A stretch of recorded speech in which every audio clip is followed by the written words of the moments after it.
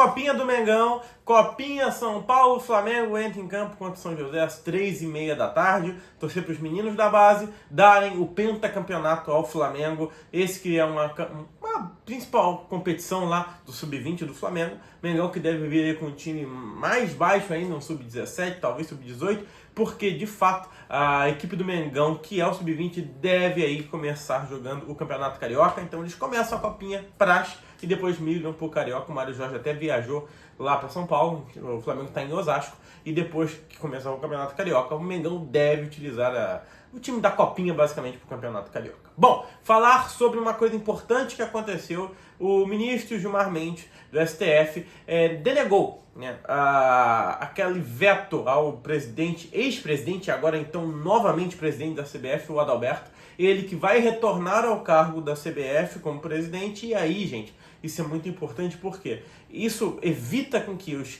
equipes brasileiras e a própria seleção brasileira seja punida e suspensa das competições internacionais. Esse, inclusive, foi o teor do voto do Gilmar Mendes quando ele fez ali a defesa e cancelou meio que afastamento do Adalberto. Bom, isso é bom por quê? Porque agora não tem mais risco de Flamengo e outros clubes brasileiros de ficarem fora de Libertadores e do próximo Mundial, competições afins. Mas teve aí um fato curioso. O presidente, agora restituído, não quer mais o Fernando Diniz como técnico da seleção brasileira, porque entende que esse vai e vem entre Fluminense e seleção brasileira é ruim para o próprio treinador, é muita exposição para ele. E quer contratar o Felipe Luiz como coordenador, né, para ser o coordenador técnico aí da seleção brasileira, o que me espanta um pouquinho, porque por mais que o Felipe Luiz ele tenha de fato uma experiência como jogador, uma visão de jogo, ele nunca trabalhou ainda em equipe. E seria ele um dos integrantes da comissão técnica que ele visa colocar o Dorival Júnior como treinador da seleção brasileira. Esse sim acho muito merecido. Existe a discussão entre Dorival e o próprio Renato Gaúcho, mas eu iria de Dorival. Falar um pouquinho sobre os negócios do Flamengo, o que o Flamengo está tentando. Bom, começar por Léo Ortiz. Todo mundo sabe que o Bragantino teve uma discussão com o Flamengo aí. A princípio, o Mateuzinho seria envolvido no negócio entre o Capixaba e o Léo Ortiz na vinda para o Flamengo, e a ida do Mateuzinho, possivelmente o empréstimo do André, né, pelo Bragantino. Só que o Corinthians entrou na jogada e quis o Mateuzinho. E pelo que está me parecendo, o Flamengo deu brecha para que essas negociações também começassem com o Corinthians. E o Bragantino se sentiu traído. Essa é uma das vertentes da história. Há quem diga também que o Bragantino viu que o Léo Ortiz é um bom jogador e que não quer reforçar outros clubes aqui do Brasil, e aí dificultou, que teria até acertado um acordo com o Flamengo, mas depois voltou atrás e subiu o preço. Fato é, o Bragantino subiu o preço do jogador, quer renovar o contrato com o jogador, aumentando a sua multa aqui para o mercado brasileiro, e fez uma proposta com um aumento salarial para o atleta. O que acontece? O Léo Ortiz e o seu staff estão entrando em rota de colisão com o próprio clube, com o próprio Bragantino, porque ele quer jogar no Flamengo. E sabe o que o empresário dele fez? Ele nem ouviu a proposta do Bragantino. Ele não quis nem saber. Então, assim, talvez esse seja um forte indicativo de que a relação com o jogador, entre o jogador e o clube está estremecida, e ele quer de fato vir para o Flamengo. Ele está comprando um barulho muito grande. Isso é bem raro de ver. O jogador querendo sair para jogar no Flamengo. O Capixaba, já não temos mais muitas informações, meio que ficou por ali mesmo. O Flamengo está tentando o Matias Vinha porque a negociação tende a desemperrar, tende a melhorar e evoluir. Então a gente está de olho nisso. Eu já vou falar mais sobre esse assunto aqui para vocês ficarem sabendo. Mas por enquanto, o Léo Ortiz vindo para o Flamengo, uma proposta de renovação na mesa com aumento salarial, ele recusou, ele nem ouviu e ele está batendo o pé para vir para o Flamengo. Vamos ver se o Flamengo consegue ter um desfecho positivo nessa história.